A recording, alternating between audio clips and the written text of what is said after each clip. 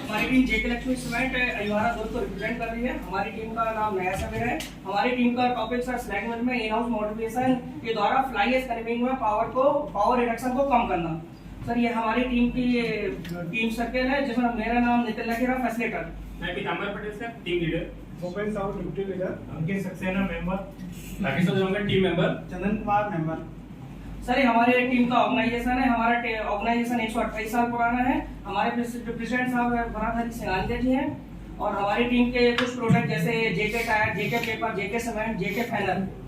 Sir हमारे group को इस साल सुरक्षा अवार्ड से भी नवाजा गया और गोल्डन पिकॉक अवार्ड से नवाजा गया है।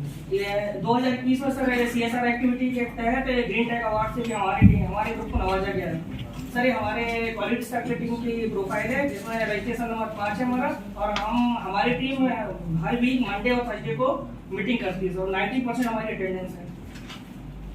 Step 1 identification of problem.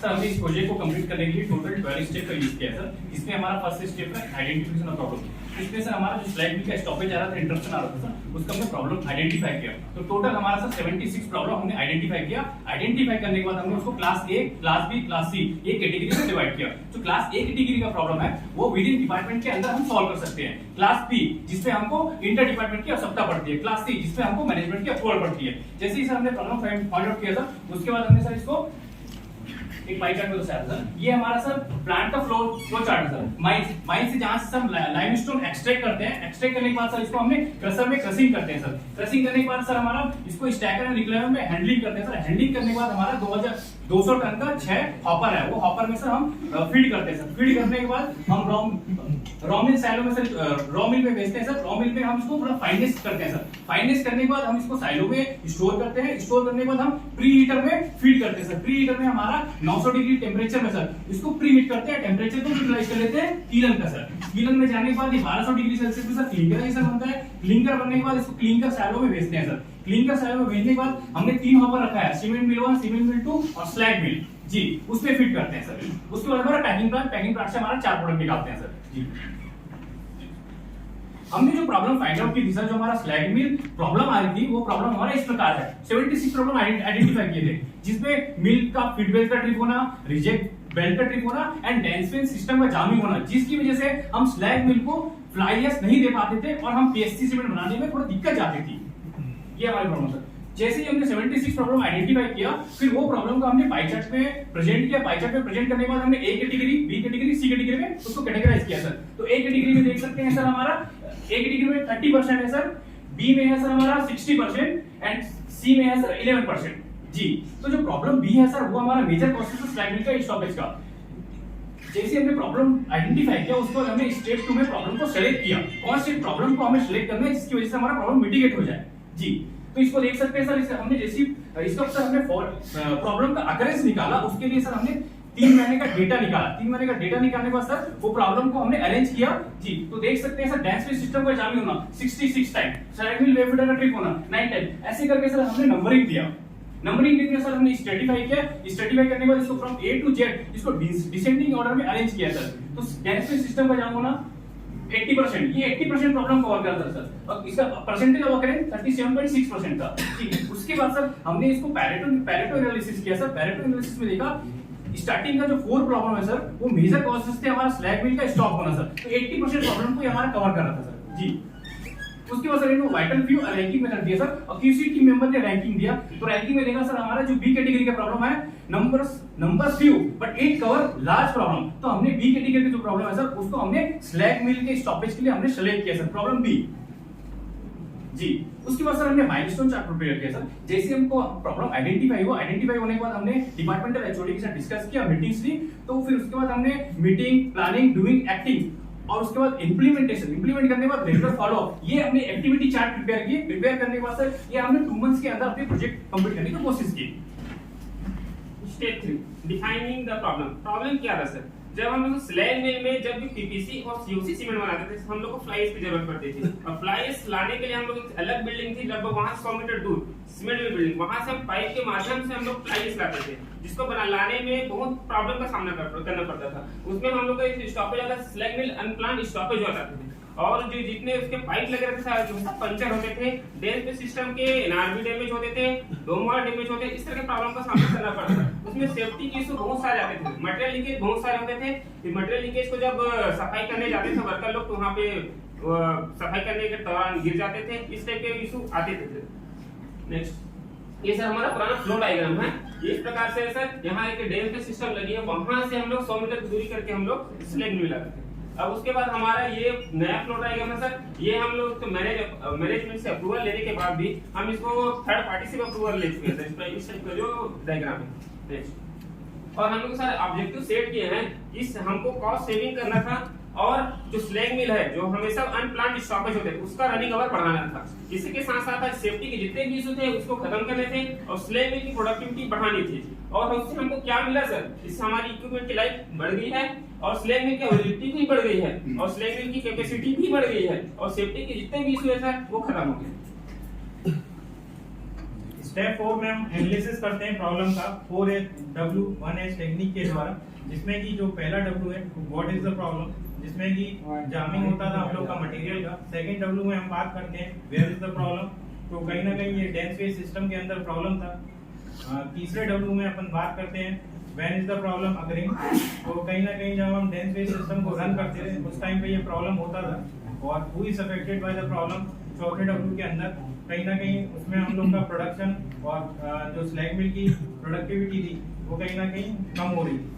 और अब जो लास्ट अपना एच था उसमें कहीं ना कहीं how does the problem arising, जब हम स्लैग मिल को कंटिन्यूअसली रन नहीं करते थे उस टाइम पे वो चीज होती थी। फिर उसके बाद जो उसके इम्पैक्ट आते थे वो कहीं ना कहीं प्रोडक्शन के ऊपर आते थे, सेफ्टी इश्यूज थे हम लोग के, और जो हमारा मेंटेनेंस कॉस्ट था वो कहीं ना कहीं इंक्रीज हो रहा था। फिर बात करते हैं अगर लॉसेस की, तो सबसे बड़ा लॉस था हम लोग के लिए पावर लॉस। जब हम कन्वे करने के लिए डेंस वेज सिस्टम का यूज करते थे उसमें कहीं ना कहीं 200 किलोवाट का कंप्रेसर यूज करते थे, उसमें जो अपना अनलोडिंग आवर्स था वो कहीं ना कहीं 7.5 घंटे के आसपास आता था। उस चीज को हमने कम करने के लिए एक 160 किलोवाट का कंप्रेसर यूज किया। जब हमने न्यू सिस्टम को इंस्टॉल किया तो कहीं ना कहीं हमारा जो अनलोडिंग आवर्स था वो कहीं ना कहीं 3 घंटे के आसपास आ गए, जो हम लोग के लिए बहुत बड़ा अचीवमेंट था। और कहीं ना कहीं जो टोटल पावर लॉस हुआ अनलोडिंग टाइम में वो कहीं ना कहीं 75,000 के आसपास आया।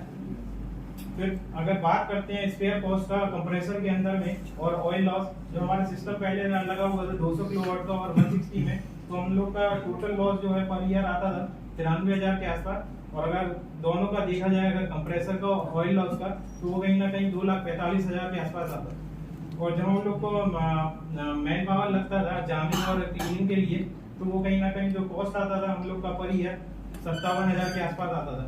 जब हम डेंस वेज सिस्टम का मेंटेनेंस करते थे तो हम लोग का पर ईयर जो कॉस्ट आता था वो कहीं ना कहीं 2,66,000 के आसपास आता था। अगर ओवरऑल देखा जाए कॉस्ट पर ईयर तो वो कहीं ना कहीं 14 लाख के आसपास आता था। जैसी प्रॉब्लम का सर विश्लेषण किए उसके बाद हमने सर मेन प्रॉब्लम की कॉजेस क्या है, सब कॉजेस क्या है, उसकी ओर सर हमने क्यूसीटी में हमने ब्रेनस्टॉर्मिंग किया सर। इसके लिए हमने डॉक्टर इशिकावा का फिशबोन एनालिसिस जो फिशबोन डायग्राम है सर उसको फॉलो किया। उसके बाद सर हमने जो 4M मेथड है मेन मशीन मटेरियल इसको फॉलो किया। तो सर आप देख सकते हैं सर ये जो मेन से रिलेटेड प्रॉब्लम सर, मेन से रिलेटेड प्रॉब्लम होने सर तो communication failure, lack of training, CCR to operator communication नहीं हो पाना, इसकी वजह से सर मिल का स्टॉपेज फ्लाईएस का नहीं जाना, तो ये एक इशू थी सर मिल में जी। मटेरियल से रिलेटेड प्रॉब्लम सर फ्लाईएस का जामिंग, वेट जामिंग होना, स्लरी बनना सर, जिसकी वजह से डेंस वेज सिस्टम में जामिंग होना और हम मटेरियल फिट नहीं कर पा रहे थे फ्लाईएस मिल में।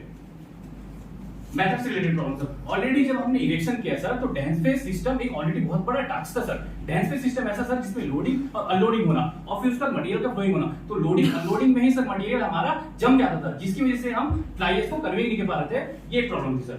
मशीन से रिलेटेड प्रॉब्लम सर कंप्रेसर का ओवरलोडिंग में ट्रिप मारना सर, जब अगर मेरा फ्लाईएस अगर जाम हो गया है और चोक हो गया है तो ओवरलोड में ट्रिप मारता था जी। उसके बाद मटेरियल का जामिंग होना, तो इसकी वजह से सर हमारा स्लैग मिल प्रॉपर नहीं चल पा रही थी सर। आफ्टर फिशबोन एनालिसिस हम लोग का जो ब्रेनस्टॉर्मिंग के थ्रू सर हम लोग जो 76 का प्रॉब्लम को सॉर्ट आउट करके 10 पॉइंट में आए। 10 पॉइंट को सर मैनेजमेंट के सामने हम लोग नॉन क्यूसी मेंबर के सामने रिप्रेजेंट किए कि हमारा ये मेन रीड प्रोसेस है, सब प्रोसेस सब एनालिसिस करने के बाद हमको जो 10 वैलिड पॉइंट मिला सर उसमें 10 में से सर 9 वैलिड पॉइंट मिला, एक इनवैलिड पॉइंट मिला। उसके बेस पे फिर सर हम लोग डाटा एनालिसिस पॉइंट में गए। जो 7 स्टेप है उसमें सर डाटा एनालिसिस में हम लोग 3 महीने का पीरियड लिए। उस पीरियड में नंबर ऑफ ऑकरेंस के बेस पे हम लोग ये देखे कि सर जो डेट का जामिन प्रॉब्लम था वो मेन रेट हुआ। तो उसके बाद कम्युनिटी परसेंट और ऑकरेंट परसेंट के बेस पे पेरेटो चार्ट बनाए। पेरेटो चार्ट बनाने के बाद हम लोग पेरेटो ग्राफ में एनालिसिस किए। उसमें जो फर्स्ट 4 कॉलम है सर वो वाइटल फ्यू में आ रहा था। वाइटल फ्यू में से सर जो first material dent face material jamming issue है वो A कैटेगरी में आ रहा था सर। उसको रैंकिंग मेथड में A कैटेगरी के रैंकिंग मेथड में हम लोग जो material column in dent face में उसको सेलेक्ट किए थे। सर स्टेप 8 में हम डेवलप करते हैं सॉल्यूशन को। इसमें ब्रेनस्टॉर्मिंग की सहायता से कहीं ना कहीं जो हमारे प्रॉब्लम्स हैं और जो एक्सेप्टेबल सॉल्यूशंस हैं उसको आइडेंटिफाई करते हैं। जो डेंसिटी सिस्टम का जो प्रॉब्लम आ रहा था सर, तो हमने सोचा कि एनआरबी और सॉइल से चेंज कर सकते हैं। यस, आपका सजेशन अच्छा है, पर इसमें क्या है बॉटम साइड से डस्ट लीकेज ज़्यादा था, उसकी वजह से सर इसको हमने सेलेक्ट नहीं कर पाए। हमारा सर मेरा सजेशन था सर क्या हम लोग 510 में नाम चेंज करके प्रॉब्लम सॉल्व कर सकते हैं। आपका सजेशन तो सही है बट ये फिजिकली पॉसिबल नहीं है। मेरा सजेशन ये है कि डोम वॉल चेंज कर सकते हैं। सजेशन अच्छा है बट इसमें पूरे लीकेज बंद नहीं पाएंगे। और एक मेरा सजेशन क्या हम डेंट फेस का सील और ओरिंग चेंज कर सकते हैं। सील और ओरिंग चेंज करने में हम लोग को कहीं ना कहीं एडिशनल मैन पावर की जरूरत पड़ेगी। तो कहीं ना कहीं अपन एक काम करते हैं, मॉडिफिकेशन करते हैं फ्लाई एश पाइपलाइन का जो कि स्लैग मिल के पास में है। सही है, सही है। अगर इस मॉडिफिकेशन को अपन करते हैं फ्लाई एश पाइपलाइन के पास में, तो जो हमारा सिस्टम इन हाउस बिल्ड था वो कहीं ना कहीं लोकल कोड में हम लोग CCR से ऑपरेट कर सकते हैं। और जो अनवांटेड ट्रिपिंग्स आ रहा था स्लैग मिल के अंदर में वो कहीं ना कहीं कम हो जाएगा। और प्रोडक्शन और इन्वायरमेंट की उसको देखा जाए तो कहीं ना कहीं जो हमारा एटमॉस्फेयर है वो कहीं ना कहीं हेल्थी रहेगा। Step 9 forcing global registration. Sir जैसे कि जानते हैं किसी भी कार्य को स्टार्ट करने के बाद बहुत सारी प्रतिरोध और रुकावटें आती हैं सर, उसी प्रकार हमारे भी प्रोजेक्ट में सर रेजिस्टेंस आई। नॉन किसी मेंबर का बोलना था सर कि जैसे आप डेंस बेस सिस्टम को डिस्मेंटलिंग करेंगे और उसके बाद आप कन्वेयर पाइप लगाएंगे तो ये फिजिकली पॉसिबल नहीं है। तो सबसे पहले सर हमने ड्राइंग सेक्शन में जाके ड्राइंग बनाया। ड्राइंग बनाने के बाद हमने QC टीम मेंबर को प्रेजेंटेशन दिखाया सर, उसमें सेटिस्फाई हो गए। सेटिस्फाई होने के बाद उनका कहना था कि भैया अगर आप लगा देंगे तो फिर कॉस्ट में क्या इफेक्ट आएगा, प्रोडक्टिविटी बढ़ेगी नहीं बढ़ेगी। हमने बोला इसमें एयर पर्चिंग सिस्टम रहेगा, लाइन बिल्कुल चौक नहीं होगी, हमारा मिल को जितना फ्लाई चाहिए बिल्कुल प्रॉपर मिलेगी। तो इसमें हमारा मिल का रनिंग आवर्स भी बढ़ गया और हम PSC सीमेंट डिस्पैच करने में कैपेबल भी है सर। तो ऐसे करके हमने प्रेजेंटेशन दिया और उसको सेटिस्फाई किया सर। जी सर इसके लिए स्टेप 10 में हम लोग sir trial and check performance में हम लोग डबिंग व्हील का यूज किए। इसके लिए सर PD साइकिल का यूज किए। हम लोग इसमें प्लान किए कि to in house installation of fly ash conveyor system. तो उसके लिए सर हम लोग man power requirement material requirement है उसको एनालिसिस किए। एनालिसिस करने के बाद सर हम लोग एक एक्टिविटी चार्ट बनाए। एक्टिविटी चार्ट में ये देखे कि सर हमने हर 3 वीक का एक्टिविटी चार्ट बनाया सर कि कौन सा बंदा कितने दिन में हम लोग कौन सा काम करेंगे। उसके बाद सर हम लोग डू के अंदर हम लोग रिस्पॉन्सिबिलिटी डिफाइन किए कि हर क्वालिटी मेंबर के जितने भी मेंबर हैं वो हर बंदा एक एरिया ऑफ कंसर्ट के द्वारा उनको हम लोग एक रिस्पॉन्सिबिलिटी डिफाइन किए। उससे जो इस प्रकार है। उसके बाद सर हम लोग चेक में किए इसको जो फैसिलिटर है उसको साइट विजिट कराए, अपने जो कंसर्न HOD है उसको साइट विजिट कराया, फिर डिपार्टमेंट के को रिप्रेजेंट किए कि हम लोग एक PPT स्लाइड बनाए। स्लाइड बनाने के बाद सर उसको मैनेजमेंट के सामने उसको रिव्यू करवाए। उसके बाद सर हम लोग का चेकलिस्ट प्रिपरेशन किए। चेकलिस्ट के बाद रिव्यू एंड परफॉर्मेंस चेक किए प्रोडक्शन के द्वारा। उसके बाद सर आफ्टर PD साइकिल हम लोग का ये एनालिसिस हुआ था कि जो मटेरियल जामिन प्रॉब्लम था अपना जो जेन पेंट सिस्टम है वो प्रॉब्लम सॉल्व हुआ और जो मेन पावर एक्स्ट्रा लगता था वो रिड्यूस हुआ सर। जो स्लैग में अनवांटेड टिपिंग आया था सर वो रिड्यूस हुआ। अपना जो स्पेसिफिक पावर था सर जो अपना कंप्रेसर का मैंने जो 160 किलोवाट 200 किलोवाट की जगह उसमें अपना पावर चाहिए। सर हमारा पूरा डेट सिस्टम इस प्रकार था। यहाँ पे सर दो पाइप है, बटरफ्लाई वाल्व है सर, NRB डोम वाल्व वो है सर। यहाँ पर मटेरियल लीकेज बहुत सारे आते थे सर पहले, लेकिन ये मटेरियल लीकेज बहुत सारे होते थे। यहाँ पर सेफ्टी के से बहुत सारे आते ही थे सर। उसके बाद जब स्लैग मिल में जब हम लोग लगाए सर तो वहाँ पर क्लीनिंग अच्छे हो रहा है। यहाँ पर अब सेफ्टी के इशू आते नहीं है। इस तरह से मटेरियल लीकेज पूरी खत्म हो गए हैं। इस तरह से हमारे लोग टेंजिबल बेनिफिट है लगभग सर 14,74,000 के आसपास हम लोग का सेविंग हुआ है। और टेंजिबल के साथ हम लोग का इंटेंजिबल बेनिफिट ये हुआ सर कि हम लोग को टीम बॉन्डिंग और टीम स्पिरिट बढ़ गई है सर। स्टेप 12 में हम लोग सर फ्लो ऑफ रिव्यू है। आफ्टर इंप्लीमेंट के बाद हमने लॉस ऑफ प्रोडक्शन जो दिखाया नहीं रहा, ओवरफ्लो ऑफ मटेरियल नहीं रहा, आइडियल लॉटिंग ऑफ ग्रुप इस प्रकार है। और माइलस्टोन चार्ट में हम लोग जो एक्टिविटीज की है उसका सबका एनालाइज करके हम लोग ने दो महीने के अंदर में उसको कंप्लीट। टूल्स जो यूज किए सर, जो brain storming character chart, data collection, pie chart, PDC और फिशबोन डायग्राम। और इसमें हम लोग ने डेली चेकलिस्ट का जो भी कंपोनेंट्स वगैरह थे उसको सब चेक किया और कहीं ना कहीं सेफ्टी, इन्वायरमेंट और क्वालिटी को ध्यान में रखते हुए जो प्रोजेक्ट था हम लोग ने सक्सेसफुली कंप्लीट किया। और कहीं ना कहीं हम लोग के प्लांट हेड मुकुल सर और राजेश सर का कहीं ना कहीं बहुत बड़ा योगदान रहा इसमें। उन लोग ने हम लोग को मोटिवेट किया ड्यूरिंग द एंटायर प्रोजेक्ट। और हम लोग के जो कलीग्स थे डायरेक्टली और इनडायरेक्टली कहीं ना कहीं इन्वॉल्व थे ड्यूरिंग द प्रोजेक्ट, उन लोग का बहुत बहुत धन्यवाद। धन्यवाद।